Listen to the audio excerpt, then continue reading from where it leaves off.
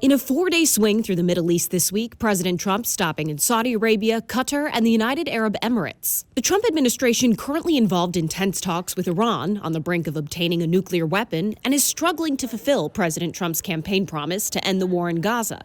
None of that will be in focus on this trip. Instead, this trip ultimately highlights how we stand on the brink of the golden age for both America and the Middle East. Investments and business deals will be topping the agendas of the president's meetings with leaders of the oil-rich Gulf states, like Saudi Arabia's plans to invest $600 billion in the U.S. over the next 4 years. It's the closest in proximity President Trump will have ever been since taking office to the devastation in Gaza, where civilians are deprived of life's essentials, and to Israel, whose prime minister visited the White House last month, but Trump has left off his list of stops this week. In private, President Trump reportedly expressing frustration about how long the Israel-Gaza conflict has drawn on.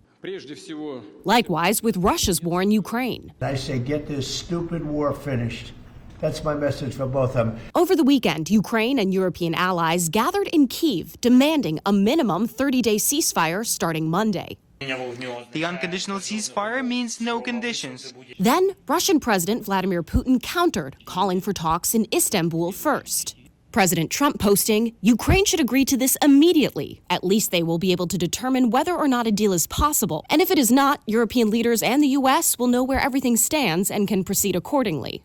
Ukrainian President Volodymyr Zelensky says, there is no point in prolonging the killings, and I will be waiting for Putin in Turkey on Thursday. Personally, I hope that this time the Russians will not look for excuses. In Washington, I'm Atra El-Nashar reporting.